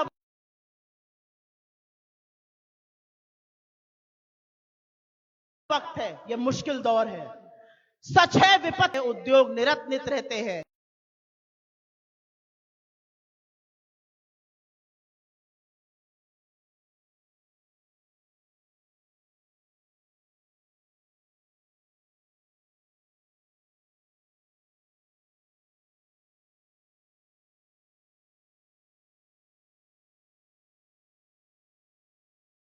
शूलों का मुख न साने को बढ़ खुद विपत्ति पर छाने को है में टिक सके वीरवर के मग में। खम ठोक ठेलता है जब नर पर्वत के जाते पांव उखड़। मानव जब जोर लगाता है पत्थर पानी बन जाता है। उसी पत्थर को हम साथ मिलकर पानी बनाएंगे। इस संविधान मिले। एक बार जोर से मेरे साथ बोलिए, जय हिंद।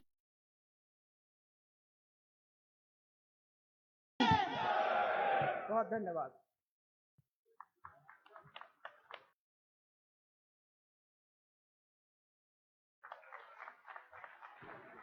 अब मैं हम सबके श्रद्धा के केंद्र और पूर्व मुख्यमंत्री, पूर्व महासचिव आदरणीय राजा साहब से निवेदन करूंगा कि आके अपना उद्बोधन दें।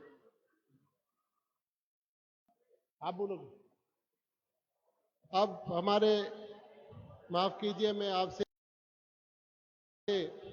आदरणीय जीतू पटवारी जी आपको उद्बोधन करते हैं।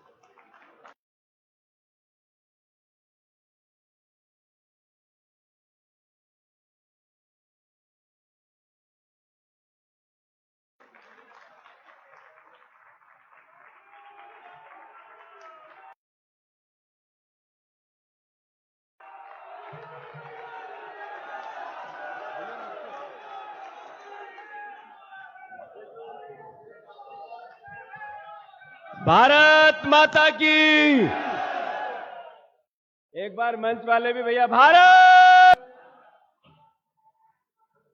आदरणीय मंच पर विराजित हमारे महासचिव हरीश चौधरी जी, आदरणीय पूर्व मुख्यमंत्री दिग्विजय सिंह जी, अभी अभी जो भाषण देके मेरी बहन गई है, बहुत जानदार, उनके लिए जरा जोरदार तालियों से उनका स्वागत करो। सुप्रिया श्रीनेश जी, आदरणीय सीडब्ल्यूसी के हमारे मध्य प्रदेश का प्रतिनिधित्व करने वाले बड़े भाई कमलेश्वर पटेल जी, मेरे बड़े भाई पूर्व अध्यक्ष कांग्रेस पार्टी मध्य प्रदेश के अरुण यादव जी, फूल सिंह बरैया जी, ओंकार मरकाम जी, आदरणीय डॉक्टर गोविंद सिंह जी, आदरणीय हमारे लाखन घनगोरिया जी, आदरणीय हमारा परिवार का मेरा भाई, उसके भाषण होने थे, हमारे कुशवाहा जी, जरा एक बार खड़े होके जरा अभिवादन करो, जरा जोरदार तालियां हमारे सिद्धार्थ कुशवाहा जी के लिए। आदरणीय हमारे हेमंत कटारे जी, आदरणीय मेरे बड़े भाई मेरे पिताजी के अच्छे दोस्त सज्जन वर्मा जी, बाला बच्चन जी, हमारे विक्रांत भूरिया जी, हमारे अशोक सिंह जी, केपी सिंह जी, हमारे सभी परिवार के पंडित जी भोपाल के, और लाखन सिंह जी, हमारे सारे विधायक जितने अंचल के हैं, वो चाहे हमारे सतीश सिकरवार जी हो या साहब सिंह जी हो, चाहे हमारी महापौर हमारी शोभा सतीश सिकरवार जी हो, सारे विधायकगण, सारे दोनों अध्यक्ष जो कोने पे बैठे हैं हमारे, उनको भी मैं साधुवाद देता हूं। आप सब भाइयों को मैं, जितने हमारे प्रत्याशी चुनाव लड़े ग्वालियर से और आसपास से, उनको भी अभिवादन करता हूं, सारे विधायकों से भी करता हूं। अशोक सिंह जी जो राज्यसभा के सदस्य हैं, लाखन सिंह जी, मैं नाम लेना भूल गया, हमारी बहनें, हमारी महिला कांग्रेस की प्रदेश की अध्यक्ष हमारा मितेंद्र, हमारे NSCI यूथ कांग्रेस, महिला कांग्रेस, सभी परिवार के साथीगण, जितने हमारे युवा साथी, आप सब भी, और सारे पत्रकार बंधु, सारी बहनें, मैं जिनका नाम, बहुत महत्वपूर्ण लोग हैं पर जिनका नाम न ले पाया, मैं उनसे दिल की गहराइयों से माफी मांगकर, क्षमा मांगते हुए आप सबका अभिवादन करता हूं, सम्मान करता हूं, साधुवाद देता हूं। साथियों, इतनी भरी दोपहरी में 45 डिग्री टेम्परेचर में पूरे देश में अगर एक बात हो रही है, आज पूरा कांग्रेस पार्टी पूरे देश में जगह जगह रैलियां कर रही है और बात कर रही है संविधान बचाने की, बात कर रही है इस देश के सम्मान को बचाने की, बात कर रही देश के संविधान की रक्षा के सिपाहियों को तैयार करने की। ये कांग्रेस पार्टी के सिपाहियों ने हमारे पूर्वजों देश की आजादी के लिए सैकड़ों साल लड़े, अपनी शहादतें देते रहे। हमारे महापुरुषों ने संविधान बनाया, हमारे महापुरुषों ने संविधान लागू किया, हमारी सबकी जिम्मेवारी है। जैसा सुप्रिया श्रीनेत जी ने कहा, खून की अंतिम बूंद तक अगर संविधान की रक्षा में अपनी शहादत देनी पड़ी तो तैयार रहोगे कि नहीं रहोगे? जोर से बताओ, रहोगे कि नहीं रहोगे? साथियों, मैं आग्रह करना चाहता हूं, संविधान की बात क्यों हो रही है? मैं आज सुबह मुरैना गया था, सुमावली विधानसभा में, वहां एक दलित साथी की गोली मारकर हत्या कर दी। हत्या क्यों की? 14 तारीख बाबा साहब अंबेडकर का जन्म दिवस, उस दिन उसने डीजे बजाकर खुशी जाहिर की कि मेरे महापुरुष है बाबा साहब अंबेडकर, पानी महापुरुष है बाबा साहब अंबेडकर। तो उसको गोलियों से छलनी कर दिया, और गोलियों से छलनी करने वाले थे कौन? इसी सरकार के मंत्री के खास समर्थक एदल सिंह के। मैं अनुरोध करता हूं, जब आप और हम बात कर रहे हैं, इस वक्त एक लाश पड़ी है सड़क पे। वो लाश किसकी है? एक जाटव भाई की, एक दलित भाई की। उसको का अंतिम संस्कार नहीं हो रहा है विजयपुर में। ये मुकेश मल्होत्रा अपने विधायक लड़ाई लड़के आ रहे हैं, ये हमारे ब्लॉक अध्यक्ष लड़ाई लड़के आ रहे हैं, लाश सड़क पे है, जलेगी नहीं क्योंकि वो दलित है। तो फिर संविधान खतरे में है या नहीं है? आज ही जब हम भाषण कर रहे हैं तब की घटना है, जब ज्योतिरादित्य सिंधिया ने विधायकों को दल बदल कराया, चुनी हुई सरकार गिराई। ज्योतिरादित्य सिंधिया ने कहा मैं सड़क पे आऊंगा इसलिए कि मेरा अपमान हो रहा है, तो उन्होंने संविधान को धत्ता बताया और उन्होंने आपके वोट को चुनौती दी। यह संविधान खतरे में नहीं है तो क्या है? अब ज्योतिरादित्य सिंधिया जिस तरीके से देश में मंत्री बने हैं, उनकी संविधान इस बात की सबको गारंटी देता है कि अगर वो संविधान से ही वहां मंत्री है, जो आप संपत्ति है आपकी, वो संविधान से आप कहते हो ये मैं इसका मालिक हूं, आपकी मकान, आपकी दुकान, आपकी जमीन, आपकी जायदाद, ये सब संविधान आपको हक देता है, आम नागरिक को देता है, 140 करोड़ लोगों को देता है। साथियों, संविधान ये भी अधिकार ज्योतिरादित्य सिंधिया को दिया कि राजमाता सिंधिया ने हमारे यहां शिवाजी कॉलेज यूनिवर्सिटी में अपनी जमीन दान की। वो विपक्ष की नेता थी पर काम सराहनीय किया। उन्होंने माधव कन्या विद्यालय को अपना जमीन दान की, और संविधान के बल पर ज्योतिरादित्य सिंधिया मोती महल की जमीन संविधान से छीनना चाहते हैं। यह भी संविधान ने ताकत दी है। यह ताकत संविधान ने दी कि आपने गरीबों की जमीन जो सरकार की थी वो आप छीन रहे हो। अगर ये संविधान नहीं होता तो मैं मानता हूं कि हम सबको ये संघर्ष करने की, ये सभा करने की अनुमति नहीं मिलती। ये हमारा देश है, ये हमारा देश है। हम सब यहाँ मंत्री बने बैठे हैं जो हमारी सरकार थी, जिन्होंने हमारी सरकार में ज्योतिरादित्य सिंधिया ने सरकार चलाने के लिए दबाव बनाया और कहा सिंधिया स्कूल को 100 एकड़ जमीन दो, आप लीज पे ली 1 रुपए में। अगर ये संविधान नहीं होता, ये गरीबों की जमीन ये ले पाते क्या? ये संविधान नहीं होता तो ये सरकारी जमीन मोती महल की आप आपके नाम करा पाते क्या? ये लड़ाई लड़ पाते क्या? सही है कि गलत? मैं अनुरोध करना चाहता हूं, राहुल गांधी जी ने अभी नरेंद्र मोदी जी को कहा कि आप जो डिसीजन लो हम आपके साथ हैं। हमारे परिवार के आम नागरिक की जो कत्ल किया, जो शहादत हुई, इसमें सरकार कदम उठाए। इससे पहले 2014 से लेकर आज तक 30 से ज्यादा हमले ऐसे हुए जिसको देश याद करता है।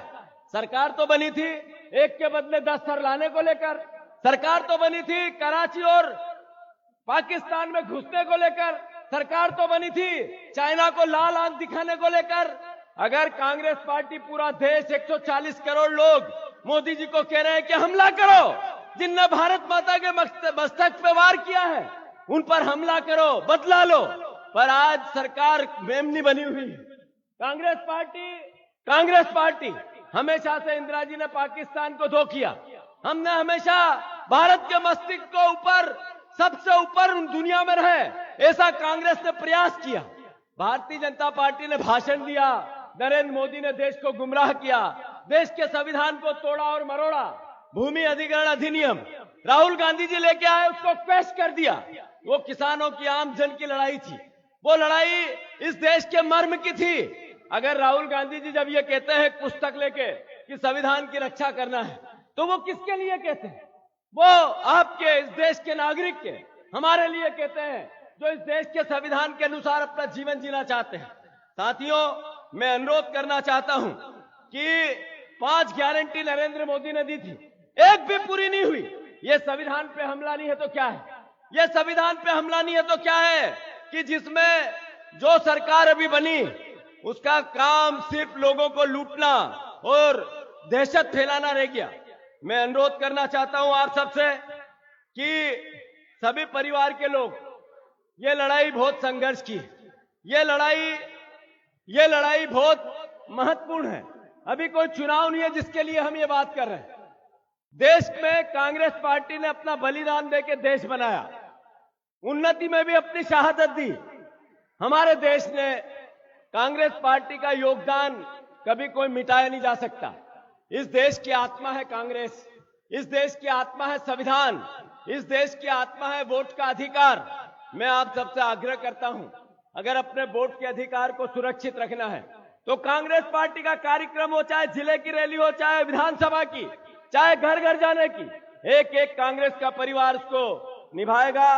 मैं अंत में इतना जरूर कहना चाहता हूं, हाथ ऊंचे करके हम सब परिवार के लोग संविधान तब बता सकते हैं जब हम कांग्रेस को ताकतवर बना सकते हैं, हमारा संगठन मजबूत कर सकते हैं, हम सब मिलकर एकजुट हो सकते हैं, अपने गिले शिकवे भूलकर एक साथ होकर कांग्रेस को मजबूत कर सकते हैं, तब संविधान बचाने का हम संकल्प ले पाएंगे। मैं आप सबका बहुत साधुवाद करता हूं कि इतनी गर्मी में भी आप सब पधारे। दोनों हाथ ऊंचे कर आदरणीय प्रभारी जी को यह आश्वासित करो कि हम सब मिलकर संविधान के संघर्ष की शपथ लेंगे। भारत माता की धन्यवाद। मैं सादर आमंत्रित करता हूं हमारे नेता प्रतिपक्ष आदरणीय उमंग सिंगार जी को कि आए वो अपना उद्बोधन दें।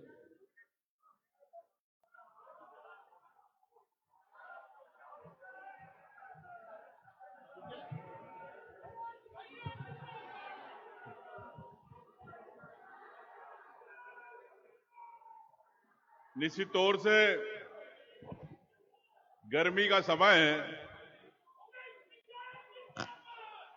और ये रैली में सभी सम्मानित मंच, विशेष रूप से दिल्ली से पधारी हमारी बहन सुप्रिया जी, सम्मानित हरीश जी, सम्मानित अध्यक्ष जी और सम्मानित मंच, निश्चित तौर से चंबल का खून गर्म है।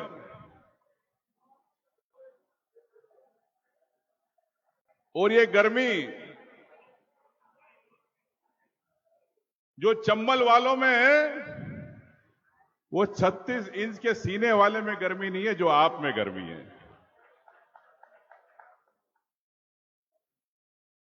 अंतिम सांस तक झांसी की रानी लड़ती रही।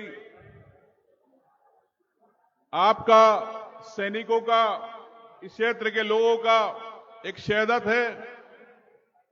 मैं समझता हूं, जैसा पूर्व वक्ताओं ने कहा था कि एक बार चंबल का व्यक्ति जो कहता है वो करता है, और ये चीज मैंने हमेशा चंबल में देखी है। निश्चित तौर से ये रैली की बात सुप्रिया जी ने बताई। बीजेपी कहती है कि ये संविधान की बात सिर्फ दलित और आदिवासियों के लिए कर रही कांग्रेस, ये भ्रम फैलाती है। संविधान के अंदर हर व्यक्ति, हर नागरिक का अधिकार है। आपको स्वतंत्रता का अधिकार है कि अपनी बात रख सको, लेकिन देश के अंदर आज आप अपनी बात नहीं रख सकते हो। आम व्यक्ति अगर कोई सोशल मीडिया में डालता है सरकार के खिलाफ, तो केस दर्ज हो जाता है। और तो और जो कॉमेडियन है, stand up comedian Kunal Kamra, तो आपने देखा मुंबई में पूरे स्टूडियो को किस प्रकार से जला दिया गया, किस प्रकार तोड़फोड़ की गई। तो यह आपका अधिकार है, इस संविधान में हर नागरिक का अधिकार है। मैं संविधान रैली को जन अधिकार और नागरिक रैली कहना ज्यादा पसंद करता हूं, क्योंकि जो आपको अधिकार मिले संविधान में कि आपको रहने का अधिकार, युवाओं को नौकरी का अधिकार, संविधान कहता है कि सरकार जो बने वो देश के युवाओं के लिए नौकरी की व्यवस्थाएं करे। सरकार जो संविधान के तहत बनती है उसकी जवाबदारी कि हर नागरिक को महंगाई से बचाए। यही सुषमा स्वराज, यही राजनाथ सिंह, जब कांग्रेस की सरकार थी, मनमोहन सिंह सरकार, तो गैस के सिलेंडर लेके बैठ जाते थे कि 400 रुपए का सिलेंडर बहुत महंगा हो गया। आज कितने का सिलेंडर है? बहनों से पूछना चाहता हूं, कितने का सिलेंडर है? 1100। वो 1100 का सिलेंडर हो गया। डीजल पेट्रोल के भाव बढ़ गए। पाकिस्तान, श्रीलंका, बांग्लादेश, भूटान, इन देशों में जब डीजल पेट्रोल सस्ता है, लेकिन देश के अंदर क्यों है महंगा? और क्यों इसलिए महंगा है कि आपकी जेब से पैसा निकाला जाए, आम व्यक्ति की जेब से पेट्रोल डीजल से पैसा निकाला जाए। और पैसा कहां जा रहा है? उन विदेशी कंपनियों को पैसा जा रहा है जो मोदी को चाहते, जो मोदी के लिए काम किया। उन विदेशी कंपनियों से जो पैसा इनको चुनाव में आया। जब 2014 में मोदी जी बने थे प्रधानमंत्री, 4 फाइलें साइन करी थी उन्होंने। एक तरफ स्वदेशी की बात करते, 5 लाख करोड़ की बुलेट ट्रेन जापान को दी, 20 लाख करोड़ के न्यूक्लियर रिएक्टर पुराने अमेरिका को दिए, 20 लाख करोड़ के लगभग पनडुब्बी सबमरीन के ऑर्डर दिए, और एक 25,000 करोड़ की गंगा सफाई। तो ये बाहर जब आपकी जेब से पैसा जाएगा, जब उन विदेशी कंपनियों को मिलेगा। और देश में स्वदेशी की बात करते, आत्मनिर्भरता की बात करते। पूरे देश के अंदर इन्होंने कहा है कि हमने युवाओं के लिए स्टार्टअप खोले, हर युवाओं को 5 लाख से लेकर 2 करोड़ तक के पैसे दिए जा रहे हैं। आज 70 से 80% पूरे देश के अंदर युवाओं के स्टार्टअप बंद हो गए। क्यों बंद हो गए? आप क्यों नहीं उन युवाओं को मौका देना चाहते हो? देश के अंदर, सेना के अंदर 1.25 लाख से भी ज्यादा पद खाली पड़े, लेकिन आप सेना में भर्ती नहीं कराना चाहते हो। क्यों नहीं चाहते हो? क्या कारण है? पैसा आप खर्च कर रहे हो, अपनी ब्रांडिंग पे खर्च करते हो, लेकिन अगर गरीब व्यक्ति अगर नौकरी की बात करता, सेना के भर्ती में जब लाइन पे लगता, उसकी दर्द की बात नहीं होती, उसके आंसू, उसके परिवार कैसा चलाता, उसकी बात नहीं होती। बात होती उस व्यापारिक घराने की कि उनको कैसे 25,000 करोड़ रुपए दिए जाए, कैसे 50,000 करोड़ रुपए दिए जाए, लेकिन आप गरीब परिवार के लिए, उस सैनिक के परिवार के लिए, उसके लिए बात नहीं होती। तो ये कैसी देशभक्ति? हिंदुस्तान के अंदर ये हमें बात बताते, राष्ट्रभक्ति की बात करते। सुप्रिया जी ने कहा कि संघ 53 साल के बाद नागपुर में झंडा लगाया देश का मुख्यालय पे, तो 53 साल आपने क्यों नहीं लगाया? क्या आपका देश नहीं है? मैं संघ के लोगों से पूछना चाहता हूं, क्या आपने 53 साल क्यों देर करी इस देश के झंडे को लगाने के लिए? मैं समझता हूं कि भारतीय जनता पार्टी एक नाजीवादी पार्टी है। ये कभी नमस्कार नहीं करते, ये हमेशा ऐसी बात करेंगे, ऐसी सलूट करेंगे। और ये सलूट जो हिटलर और नाजीवादी करते थे, वही चीज आज अपने देश में सिखाई जाती है। संसद की बात करी, विधानसभा की बात करी, सिर्फ वो कानून पास कराने के लिए संसद और विधानसभाएं देश में चल रही है। आम व्यक्ति की बात, आपकी बात, आपके महंगाई की बात, आपके नौकरी की बात, किसान की समर्थन मूल्य की बात, वो नहीं सुनना चाहते। राहुल गांधी की अगर बात करते किसानों को समर्थन मूल्य की बात, वो बात संसद में नहीं सुनना चाहते। अगर युवाओं की नौकरी की बात करते तो वो संसद में नहीं सुनना चाहते। हमने भी मध्य प्रदेश की विधानसभा में ये सब मुद्दे उठाए, सब विधायकों ने मिलकर, लेकिन सरकार क्यों नहीं चाहती? लोकतंत्र के अंदर आपके अधिकार की बात हो रही है, नागरिक के अधिकार की बात हो रही है। इस संविधान रैली का मतलब यह है कि आपको अधिकार कैसे मिले, यह हमारा उद्देश्य है, यह कांग्रेस पार्टी का उद्देश्य है। मैं समझता हूं कि देश के अंदर जिस प्रकार से स्थितियां बन रही है, वो मैं तो कहना चाहता हूं कि अभी मैं दतिया गया था दौरे पे, एक पूर्व गृह मंत्री के क्षेत्र में इतना आतंक कि अगर कोई कांग्रेस, दतिया के लोग आए कुछ यहां पे आए, कितना आतंक है आपके क्षेत्र में। अगर हरीश जी कहना आपको चाहता हूं कि अगर कोई कांग्रेस के कार्यक्रम में आता है तो बेटा है तो उस पर केस बना दिया जाता है। तो मैं तो यह कहना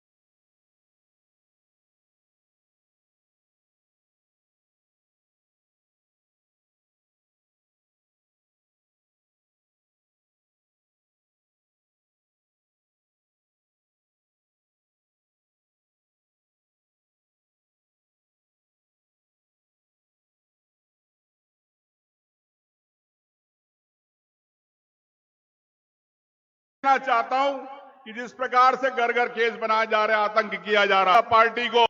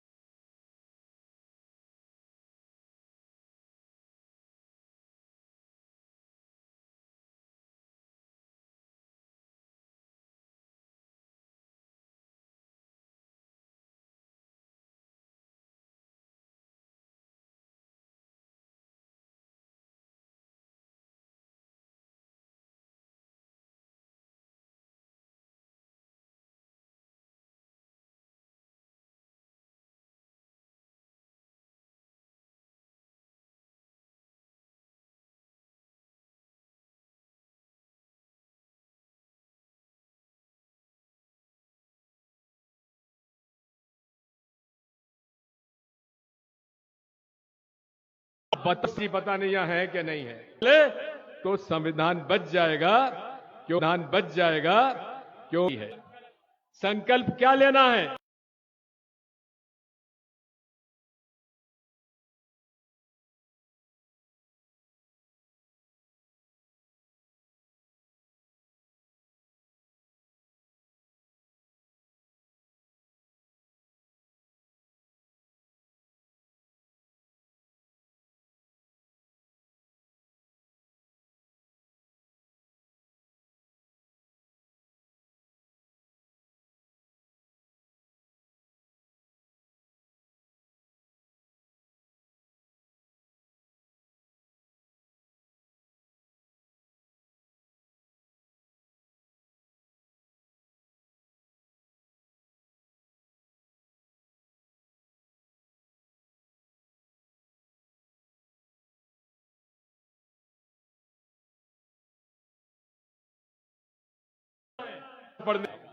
इन संविधान का पालन करने की जवाब अधिकारी, कर्मचारी और अधिकारी। गुना बामोरी में शहरी आदिवासी महिला को जला दिया गया और उसके बाद कांग्रेस ने 3.5 लाख पट्टे बांटे थे अनुसूचित जाति और जनजाति के लोगों को। क्या यह सही नहीं है कि वो सारे के सारे पट्टे, आधे से ज्यादा पट्टे उन्होंने कैंसिल कर लिए और जो बचे हैं उन पर दबंगों का कब्जा है। उन दबंगों से कब्जा हटाने का संकल्प आप लोगे क्या? संकल्प लेना पड़ेगा। मैं आपसे अनुरोध करता हूं, किसी प्रकार से अनुसूचित जाति के लोग, इन पर एट्रोसिटीज हुई है। मैं केवल 3-4 साल का बता रहा हूं। सागर में, बड़ौदिया, नौनागिर में पहले एक भाई की हत्या हुई, फिर उसके बाद उसके दूसरे भाई की हत्या हुई, उसके बाद एक दूसरी उसकी बहन की भी मौत हो गई संदिग्ध। शिवपुरी में, इंदरगांव में, गुना में दलित वर्ग के अपाहिज लक्ष्मण शख्स परिवार को, यह भी बड़ा इंटरेस्टिंग केस है। आदिवासी की 12 बीघा जमीन शहर भोपाल में है, गुना में है, जो कि करोड़ों की है। उस करोड़ों की जमीन का हथियाने के लिए वहां के भू माफिया ने कोशिश की और वहां के दलित पार्षद और उसके साथ लक्ष्मण अहिरवार उसको आवेदन लेके कलेक्टर पास गए और कलेक्टर साहब ने उस पर कार्रवाई करने के बजाय वहां के पुलिस ने उन्हीं के मुकदमा दायर करके तीनों को, एक आदिवासी और दोनों दलितों को जेल भेज दिया। इन संविधान को बचाने, इसका उल्लंघन हुआ है कि नहीं हुआ है? इसी प्रकार से सागर में, खुरई में दलित जनपद अध्यक्ष जमुना अहिरवार को ध्वजारोहण नहीं करने दिया गया। छतरपुर में, माता गांव में चौका हल्लू हरिवार की पंचायत की कुर्सी पर नहीं बैठने दिया गया। और इसी प्रकार देवास में भी मुकेश लंगोरे के 30 वर्ष दलित व्यक्ति के थाने में संदिग्ध मौत हो गई। ऐसे अनेक प्रकरण हैं। इसी प्रकार अल्पसंख्यकों का मैं आपको बताऊं, गुना में 28 वर्षीय इस्लाइद खाक भोपाल में जा रहा था, गुना कैंट पुलिस को गिरफ्तार कर मारपीट की, उसकी मौत हो गई। क्या हम लोगों ने उसके खिलाफ विरोध किया? बुरहानपुर में चैंपियंस ट्रॉफी के अंदर किसी व्यक्ति ने पटाखे फोड़ दिए, उस पर उसको जेल हो गई। इसी प्रकार अनेक प्रकरण हैं जहां अल्पसंख्यक समुदाय के साथ अन्याय हुआ है। क्या हम लोग पार्टिसिपेट कर या हम लोग भाषण देकर ये काम नहीं कर पाएंगे?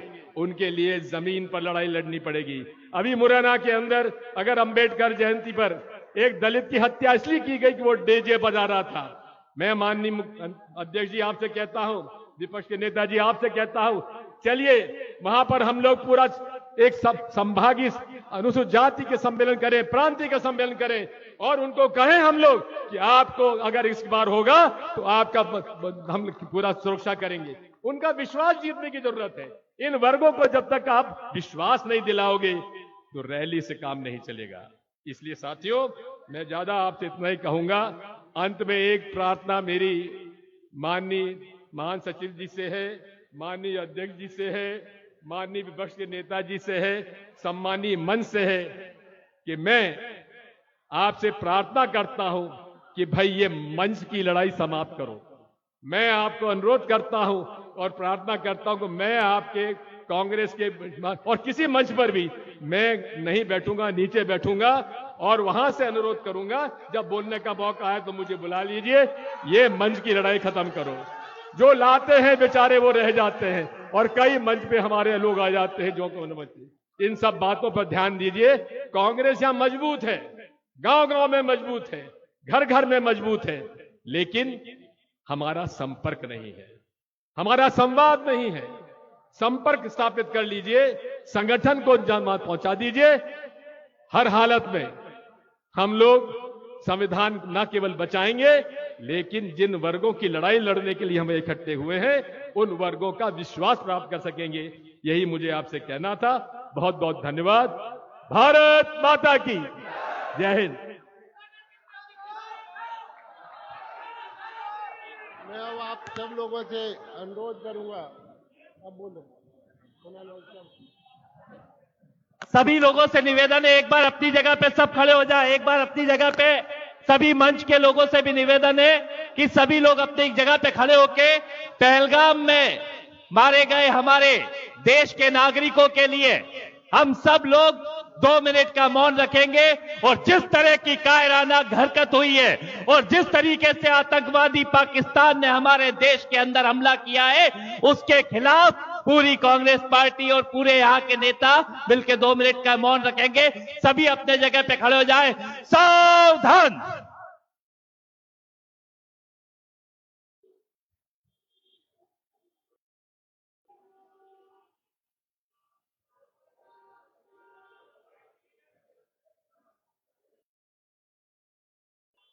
ओम शांति शांति शांति। मैं आभार प्रदर्शन के लिए आमंत्रित करता हूं जिला कांग्रेस के अध्यक्ष।